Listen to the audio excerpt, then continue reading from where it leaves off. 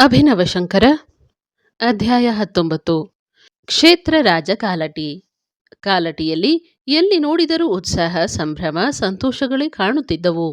ದೂರ ದೂರದ ಸ್ಥಳಗಳಿಂದ ಬಂದಿದ್ದ ಜನದ ಚಟುವಟಿಕೆ, ಉಲ್ಲಾಸ, ಆನಂದಗಳಿಗೆ ಎಲ್ಲಿಯೇ ಇರಲಿಲ್ಲ.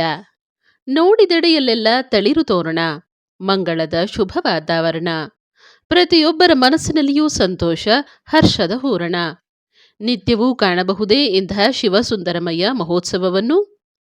ಹಲವಾರು ಶತಮಾನಗಳಿಗೊಮ್ಮೆ ಮಾತ್ರ ಬರುವಂಥ ಈ ದಿವ್ಯೋತ್ಸವಕ್ಕೆ ಜನ ತಮಗೆ ಸಿಕ್ಕಿದ ವಾಹನಗಳಲ್ಲಿ ಹರಿದು ಬರುತ್ತಲೇ ಇದ್ದರು.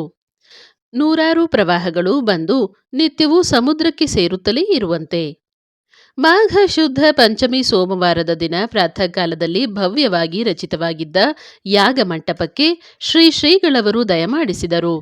ಯಾಗಮಂಟಪವು ಶ್ರೀ ಶಾರದಾ ಶಂಕರಾಲಯಗಳ ಮಧ್ಯದಲ್ಲಿದ್ದು ವಿಸ್ತಾರವಾಗಿ ಬಯಲಿನಲ್ಲಿ ನಿರ್ಮಿತವಾಗಿತ್ತು. ಶ್ರೀಗಳವರು ಯಾಗಶಾಲೆಯಲ್ಲಿ ಯಾಗ ಸಂಕಲ್ಪವನ್ನು ಮಾಡಿಸಿದರು. ಯಾಗದ ಪ್ರಧಾನ ಆಚಾರ್ಯರಿಗೂ ಋತ್ವಿಕರಿಗೂ ವರ್ಣವನ್ನು ಕೊಡಿಸಿದರು. ಆ ಬ್ರಾಹ್ಮಣರನ್ನು ಮತ್ತು ಯಾಗದ ಇತರ ಕಾರ್ಯಗಳಿಗಾಗಿ ನಿಯಮಿತರಾಗಿದ್ದ ಇತರ ಬ್ರಾಹ್ಮಣರನ್ನೂ ಕುರಿತು ನಿಯಮ ನಿಷ್ಠೆಗಳಿಂದಲೂ ಭಕ್ತಿ ಶ್ರದ್ಧೆಯಿಂದಲೂ ಆಸಕ್ತಿ ವಿಶ್ವಾಸದಿಂದಲೂ ಕರ್ಮಾನುಷ್ಠಾನ ಮಾಡಬೇಕೆಂದು, ಅದರಿಂದ ಶ್ರೀಮದಾಚಾರ್ಯರ ಅನುಗ್ರಹಕ್ಕೆ ಅವರೆಲ್ಲರೂ ಪಾತ್ರರಾಗುವರೆಂದೂ ತಿಳಿಸಿ ಅವರೆಲ್ಲರನ್ನೂ ಆಶೀರ್ವದಿಸಿದರು. ಆ ದಿವ್ಯ ದಿನದಿಂದ ಆರಂಭವಾದ ಆ ಶುಭ ಕಾರ್ಯ ಸಮಾರಂಭಗಳು ಕ್ರಮವಾಗಿ 7 ದಿನಗಳು ಜರುಗಿ ಮಾಘ ಶುದ್ಧ ದ್ವಾದಶಿ ಸೋಮವಾರ 1910 ಇಸವಿಯಲ್ಲಿ ಅಭಿಜಿನ್ ಮುಹೂರ್ತದಲ್ಲಿ ಶ್ರೀಗಳ ಸಮ್ಮುಖದಲ್ಲಿ ಸಾವಿರಾರು ಜನ ಭಾವುಕರ ಕಂಗಳಿಗೆ ಹಬ್ಬವಾಗಿ ಶ್ರೀಶಂಕರ ಭಗವತ್ಪಾದರ ಯಶಶರೀರದ ಪುನರಾವತಾರದ ಪ್ರತೀಕವಾಗಿ ಮಂಗಳ ವಾದ್ಯಗಳು ಧ್ವನಿಗೂಡುತ್ತಿರಲು, ವೇದಘೋಷವು ಮುಗಿಲನ್ನು ಮುಟ್ಟುತ್ತಿರಲು, ಜಯಘೋಷವು ಅಲೆಯಾಗಿ ದಿಕ್ಕುಗಳನ್ನು ಪಸರಿಸುತ್ತಿರಲು ಶ್ರೀ ಶಾರದಾ ಶ್ರೀಶಂಕರಾಚಾರ್ಯರವರ ಮೂರ್ತಿ ಪ್ರತಿಷ್ಠೆಯು ನೆರವೇರಿತು. ಶ್ರೀಗಳವರು ಆ ದಿವ್ಯ ಮೂರ್ತಿಗಳಲ್ಲಿ ಚತುಷ್ಷಷ್ಠಿ ಕಲಾವಾಹನ ಪೂರ್ವಕವಾಗಿ ಪ್ರಾಣ ಪ್ರತಿಷ್ಠೆಯನ್ನು ಮಾಡಿಸಿದರು. ಪೂಜಾದಿಗಳ ನಂತರ ತೀರ್ಥ ಪ್ರಸಾದಗಳನ್ನು ವಿನಿಯೋಗ ಮಾಡಿಸಿದರು. 13 ಶತಮಾನಗಳ ಹಿಂದೆ ಅವತರಿಸಿ ಭರತಖಂಡವನ್ನು ಉದ್ಧರಿಸಿದ ಮಹಾಪುರುಷ ಶ್ರೀಶಂಕರರ ಜನ್ಮಸ್ಥಳವಾದ ಕಾಲಟಿಯು ಶ್ರೀಗಳವರಿಂದ ಉದ್ಧರಿಸಲ್ಪಟ್ಟು ಮತ್ತೆ ಭಾರತದ ಆಧ್ಯಾತ್ಮಿಕ ಕ್ಷೇತ್ರಗಳ ಅಗ್ರಪಂಕ್ತಿಗೆ ಸೇರಿತು. ಆ ದಿವ್ಯ ದೃಶ್ಯವನ್ನು ಕಾಣಲು, ಕಂಡು ಸಂತೋಷ ಹರ್ಷವನ್ನು ಅನುಭವಿಸಲು ಆ ಕಾಲದಲ್ಲಿ ಸಂಚಾರ ಸೌಲಭ್ಯವು ಸ್ವಲ್ಪವೂ ಚೆನ್ನಾಗಿರದಿದ್ದ ಆ ಕಾಲದಲ್ಲೂ ಸುಮಾರು 50,000 ಜನ ಕಾಲಟಿ ಕ್ಷೇತ್ರಕ್ಕೆ ಬಂದಿದ್ದರು. ಎಲ್ಲರಿಗೂ ಊಟ ವಸತಿಗಳ ವ್ಯವಸ್ಥೆಯೂ ನಡೆದಿದ್ದು ಭಕ್ತರೆಲ್ಲರೂ ತೃಪ್ತಿ ಸಂತೋಷಗಳಿಂದ ಸಂತುಷ್ಟರಾದರು. ಕಾಲಟಿ ಕ್ಷೇತ್ರದ ಶತಮಾನೋತ್ಸವವನ್ನು ಶ್ರೀ ಭಾರತೀ ತೀರ್ಥ ಮಹಾಸ್ವಾಮಿಗಳ ವಿಕೃತಿ ಸಂವತ್ಸರದ ವೈಶಾಖ ಶುದ್ಧ ಪಂಚಮಿ ದಿನ ಕಾಲಟಿಯಲ್ಲಿಯೇ ಅತ್ಯಂತ ವೈಭವದಿಂದ ನೆರವೇರಿಸಿದರು. ಅದೇ ಸಂದರ್ಭದಲ್ಲಿ ಸಹಸ್ರಚಂಡೀ ಯಾಗವು, ಅತಿರುದ್ರ ಸ್ವಾಹಾಕಾರ ಯಾಗವು ಶ್ರೀಗಳವರ ಸಮ್ಮುಖದಲ್ಲಿ ನಡೆದವು. ಈ ಉತ್ಸವಗಳು 14/5/2010 ರಿಂದ 31/10/2010 ನೆರವೇರಿದವು. ನೂರಾರು ಜನ ಪಂಡಿತರುಗಳು ಸನ್ಮಾನಿಸಲ್ಪಟ್ಟರು. ಅನೇಕ ಸಹಸ್ರ ಜನ ಭಕ್ತರು ಈ ಮಹೋತ್ಸವದಲ್ಲಿ ಭಾಗವಹಿಸಿ ಶ್ರೀ ಗುರುಕೃಪಾ ಭಾಜನರಾದರು. ಆ ಸಂಜೆ ಶ್ರೀ ಗುರುವರ್ಯರು ನೆರೆದಿದ್ದ ಮಹಾಜನಸ್ತೋಮವನ್ನು ಉದ್ದೇಶಿಸಿ ಉಪದೇಶ ಭಾಷಣವನ್ನು ಮಾಡಿದರು. ಧರ್ಮವೆಂದರೇನು, ಅದನ್ನು ಹೇಗೆ ಪಾಲಿಸಬೇಕು, ಧರ್ಮವನ್ನು ಪಾಲಿಸುವುದರಿಂದ ದೊರಕುವ ಪ್ರಯೋಜನವೇನು ಮುಂತಾದುವನ್ನು ಲಲಿತವಾದ ಮಾತುಗಳಲ್ಲಿ ವಿವರಿಸಿದರು. ಶ್ರೀ ಶಂಕರಾಚಾರ್ಯರ ಮಹಿಮೆಯಂತಹುದು, ಅವರಿಂದ ಭರತಖಂಡಕ್ಕೆ ಆದ ಉಪಕಾರ ಎಷ್ಟು ಮಹತ್ತರವಾದುದು ಎಂಬುದನ್ನು ಹೃದಯಂಗಮವಾಗಿ ತಿಳಿಸಿದರು. ಪ್ರತಿ ಭಾರತೀಯರು ಈ ಪುಣ್ಯಕ್ಷೇತ್ರ ಕಾಲಟಿಗೆ ಆಗಾಗ್ಗೆ ಅವಕಾಶ ಮಾಡಿಕೊಂಡು ಬರುತ್ತಿರಬೇಕೆಂದು, ಶ್ರೀ ಶಾರದಾ ಶ್ರೀ ಗುರುದರ್ಶನವನ್ನು ಮಾಡಿ ಶ್ರೀ ಶಂಕರಾಚಾರ್ಯರ ಉಪದೇಶವನ್ನು ಜೀವನದಲ್ಲಿ ಪರಿಪಾಲಿಸುವುದರ ಮೂಲಕ ಅವರ ಸೇವೆಯನ್ನು ಮಾಡಬೇಕೆಂದು, ಅದರಿಂದ ಚಿತ್ತಶುದ್ಧಿ, ಸಮತೆ ಮತ್ತು ಶಾಂತಿ ದೊರಕುವುದೆಂದು ಸ್ಪಷ್ಟಪಡಿಸಿದರು. ಇಂಥ ಪುಣ್ಯ ಕಾರ್ಯದಲ್ಲಿ ನೇತಾರರಾಗಿ ನಿಂತು ಶ್ರದ್ಧಾಭಕ್ತಿಗಳಿಂದಲೂ ಉತ್ಸಾಹದಿಂದಲೂ ದುಡಿದವರೆಲ್ಲರನ್ನೂ ಶ್ರೀ ಗುರುವರ್ಯರು ಆಶೀರ್ವದಿಸಿ ಸನ್ಮಾನಿಸಿದರು. ಅದೇ ಸಮಯದಲ್ಲಿ ನಡೆದ ವಿದ್ವತ್ ಸಭೆಯಲ್ಲಿ ಶ್ರೀ ಗುರುಗಳವರು ಶ್ರೀಶಂಕರ ಭಗವತ್ಪಾದರ ಸಮಗ್ರ ಕೃತಿಗಳ ಮೊದಲ 10 ಸಂಪುಟಗಳನ್ನು ಲೋಕಾರ್ಪಣೆ ಮಾಡಿದರು. ಆ ವಿದ್ವತ್ ಸಭೆಯಲ್ಲಿ ಖ್ಯಾತ ವಿದ್ವಾಂಸರುಗಳು ಭಾಗವಹಿಸಿದ್ದರು. ಆಗಿನ ಮಹಾವಿದ್ವಾಂಸರಾಗಿದ್ದ ಸ್ವಾಮಿ ಕಣ್ಣುಪಿಳ್ಳೆಯವರು ಪಾಲ್ಗೊಂಡಿದ್ದರು. ಶ್ರೀ ಗುರುವರ್ಯರು ಕಾಲಟಿ ಕ್ಷೇತ್ರದಲ್ಲಿ ಅನಂತರ 3 ತಿಂಗಳ ಕಾಲ ವಸತಿ ಮಾಡಿದ್ದರು. ನಿತ್ಯವೂ 2 ಆಲಯಗಳಲ್ಲಿಯೂ ಸ್ವತಃ ಪೂಜಾದಿಗಳನ್ನು ನೆರವೇರಿಸಿ ಅನೇಕ ಮಹಾಮಂತ್ರಗಳನ್ನು ಜಪ ಮಾಡುತ್ತಿದ್ದರು. ಆ ಸಮಯದಲ್ಲಿ ಶ್ರೀಗಳವರು ಕಾಲಟಿಯಲ್ಲಿಯೇ ಇರುವಾಗ ಕೊಚ್ಚಿನ್ನಿನ ಮಹಾರಾಜರು, ಮೈಸೂರಿನ ಮಹಾರಾಜರಾಗಿದ್ದ ನಾಲ್ವಡಿ ಕೃಷ್ಣರಾಜ ಒಡೆಯರವರು ಕಾಲಟಿಗೆ ಬಂದು ಶ್ರೀ ಶಾರದಾ ಶ್ರೀ ಶಂಕರರ ದರ್ಶನವನ್ನು, ಶ್ರೀ ಗುರುವರ್ಯರ ಸಂದರ್ಶನವನ್ನು ಪಡೆದರು. ಶ್ರೀಗಳವರು ಕಾಲಟಿಯಲ್ಲಿದ್ದಾಗಲೇ ಅನೇಕ ಜನ ಪ್ರಮುಖ ವಿದ್ವಾಂಸರು, ಕುರ್ತುಕೋಟಿ ಮಹಾಭಾಗವತರು, ಹಾನಗಲ್ ವಿರೂಪಾಕ್ಷ ಶಾಸ್ತ್ರಿಗಳು, ಯಲ್ಲಂಬಳಸೆ ಸುಬ್ಬರಾಯರು, ಹೊಸಕೆರೆ ಚಿದಂಬರಯ್ಯನವರು ಅವರಲ್ಲಿ ಬಂದು ಸೂತ್ರ ಭಾಷ್ಯ ಶಾಂತಿಯನ್ನು ಮಾಡಿಸಿಕೊಂಡರು. ಮಂತ್ರೋಪದೇಶಗಳನ್ನು ಪಡೆದರು. ಕಾಲಟಿಯಲ್ಲಿಯೇ ವಾಸ ಮಾಡುವ ಪ್ರಜೆಗಳ ರಕ್ಷೆಗಾಗಿ ಒಂದು ಅಶ್ವತ್ಥ ವೃಕ್ಷದಲ್ಲಿ ಶ್ರೀ ಮಾರುತಿಯನ್ನು, ಒಂದು ಅಶೋಕ ವೃಕ್ಷದಲ್ಲಿ ಶ್ರೀ ಕಾರ್ತವೀರ್ಯಾರ್ಜುನನನ್ನು ಸನ್ನಿಹಿತವಾಗುವಂತೆ ಪ್ರಾರ್ಥಿಸಿ ಶನಿವಾರದಲ್ಲಿ ಶ್ರೀ ಆಂಜನೇಯನಿಗೂ, ಗುರುವಾರದಲ್ಲಿ ಶ್ರೀ ಕಾರ್ತವೀರ್ಯಾರ್ಜುನನಿಗೂ ಆಯಾ ವೃಕ್ಷದಲ್ಲಿ ಪೂಜೆ ನಡೆಯುವಂತೆ ವ್ಯವಸ್ಥೆ ಮಾಡಿದರು. ಎಲ್ಲ ಕೆಲಸ ಕಾರ್ಯಗಳ ಮೇಲ್ವಿಚಾರಣೆಯನ್ನು ಜಡ್ಜಿ ರಾಮಚಂದ್ರಯ್ಯರವರಿಗೆ ವಹಿಸಿ ಅವರಿಗೆ ಸೂಕ್ತ ನಿರ್ದೇಶನವನ್ನು ಕೊಟ್ಟರು.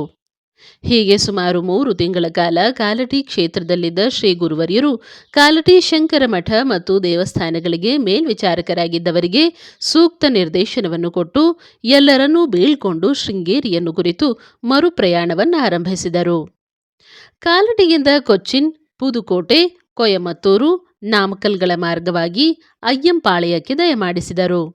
ಅಲ್ಲಿದ್ದ ಗುರುಭಕ್ತ ತಾಂಡವರಾಯ ಪಿಳ್ಳೆಯವರು ಶ್ರೀಗಳವರು ಹಿಂದೆ ಕುಂಭಾಭಿಷೇಕ ನಡೆಸಿದ್ದ ಶ್ರೀ ದಂಡಾಯುಧಪಾಣಿ ಸುಬ್ರಹ್ಮಣ್ಯ ಸ್ವಾಮಿಯವರ ದೇವಸ್ಥಾನದಲ್ಲಿ ಶ್ರೀ ಶಂಕರಾಚಾರ್ಯರ ಮೂರ್ತಿ ಪ್ರತಿಷ್ಠೆಗೆ ವ್ಯವಸ್ಥೆ ಮಾಡಿದರು. ಶ್ರೀಗಳವರು ಅಲ್ಲಿಯೂ ಸ್ವಲ್ಪ ದಿನಗಳ ಕಾಲ ಬಿಡಾರ ಮಾಡಿ ಶ್ರೀ ಶಂಕರರ ಮೂರ್ತಿ ಪ್ರತಿಷ್ಠೆಯನ್ನು ಮಾಡಿದರು. ಶ್ರೀಗಳವರ ಅಮೃತಶಿಲಾ ಮೂರ್ತಿಯನ್ನು ಅದೇ ಆಲಯದಲ್ಲಿ ಶ್ರೀಕಂಠಶಾಸ್ತ್ರಿಗಳು ಸ್ಥಾಪಿಸಿದರು. ಚಾತುರ್ಮಾಸ್ಯ ಸಂಕಲ್ಪವನ್ನು ಸಭಾ ಗಣಪತಿ ಸದಸ್ಸನ್ನು ಅಲ್ಲಿಯೇ ನಡೆಸಿದರು. ಅಲ್ಲಿಂದ ಸೇಲಂ, ಧರ್ಮಪುರಿ, ಕೃಷ್ಣಗಿರಿಗಳ ಮಾರ್ಗವಾಗಿ ಮೈಸೂರು ದೇಶದ ಕೋಲಾರ ಜಿಲ್ಲೆಗೆ ಆಗಮಿಸಿ ಅಲ್ಲಿ 40 ದಿನಗಳಿಗೂ ಹೆಚ್ಚು ಕಾಲ ಸಂಚಾರ ಮಾಡಿದರು. ಸಂಚಾರ ಕ್ರಮದಲ್ಲಿ ನಂದಿ ಬೆಟ್ಟಕ್ಕೆ ಆಗಮಿಸಿದ ಗುರುಗಳು ಅಲ್ಲಿಯ ವಾತಾವರಣಕ್ಕೆ ಮನಸೋತರು. ಪ್ರಕೃತಿಯ ರಮಣೀಯತೆಯಲ್ಲಿ ಮುಗ್ಧರಾದರು. ಆನಂದೋತ್ಸಾಹದಿಂದ ಮೈಮರೆತರು. ಬೆಟ್ಟದ ಸುಪ್ರಸಿದ್ಧವಾದ ಅಮೃತ ಸರೋವರವನ್ನು ಕಂಡೊಡನೆ ಹಿಂದಿನದೆಲ್ಲ ನೆನಪಾಯಿತು. ತಮ್ಮ ಬಾಲ್ಯದಲ್ಲಿ ತಮ್ಮ ಗುರುಗಳಾದ ಶ್ರೀ ವೃದ್ಧ ನರಸಿಂಹ ಭಾರತೀಯವರೊಡನೆ ನಂದಿ ಬೆಟ್ಟದಲ್ಲಿ ಕಳೆದ ಕೆಲವು ದಿನಗಳ ನೆನಪು ಅವರನ್ನು ಹರ್ಷಗೊಳಿಸಿತು. ಸರೋವರದಲ್ಲಿ ಸ್ನಾನ ಮಾಡಲಿಚ್ಛಿಸಿದರು. ಬಹಳ ಕಾಲ ನೀರಿನಲ್ಲಿಯೇ ಇದ್ದು ಸ್ವಚ್ಛಂದವಾಗಿ ಮೈಮರೆತಿದ್ದರು. ಸ್ನಾನಾನಂತರ ಶರೀರಾದ್ಯಂತವೂ ಭಸ್ಮವನ್ನು ಲೇಪಿಸಿಕೊಂಡು ಆ ಸೋಪಾನದಲ್ಲಿಯೇ ಆಹ್ನಿಕ ಮಾಡುತ್ತಾ ಧ್ಯಾನಾವಿಷ್ಟರಾದರು. ಆತ್ಮಾನಂದದಲ್ಲಿ ತಲ್ಲೀನರಾಗಿ ಬಿಟ್ಟರು.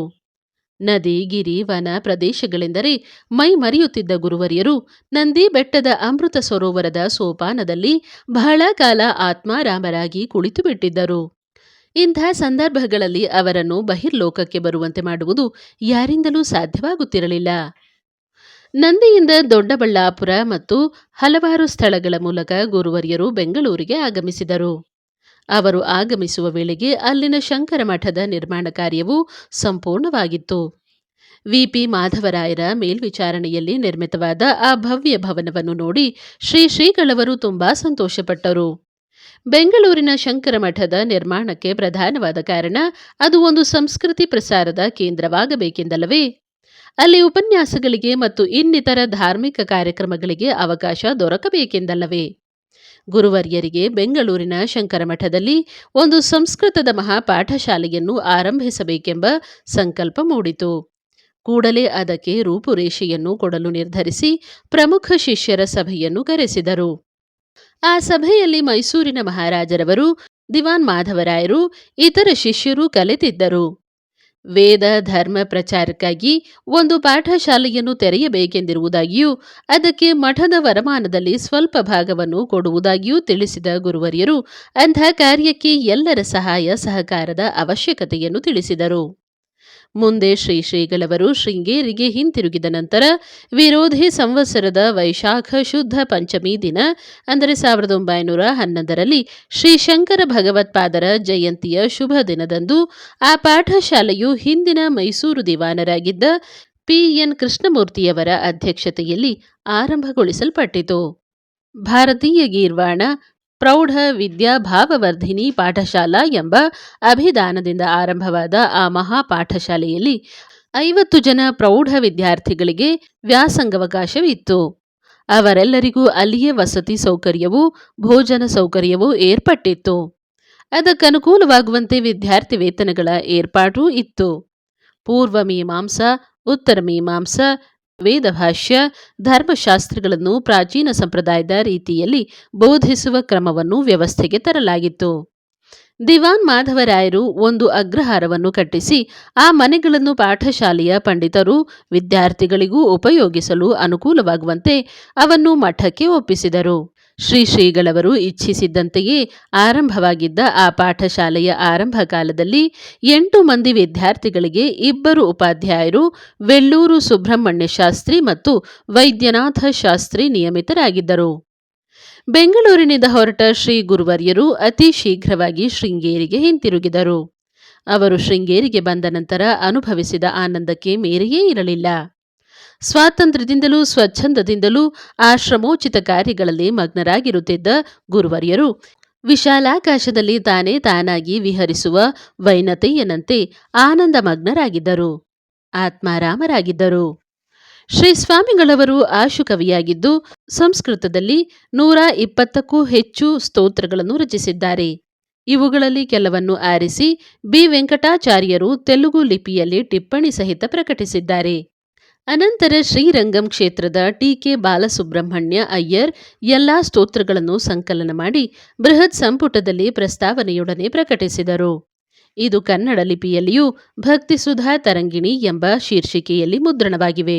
ಈ ಸ್ತೋತ್ರಗಳನ್ನು ಭಾವಾರ್ಥ ಸಹಿತವಾಗಿ ಟಿ.ಬಿ. ಲಕ್ಷ್ಮಣರಾವ್ ಇತ್ತೀಚೆಗೆ ಪ್ರಕಟಿಸಿರುತ್ತಾರೆ.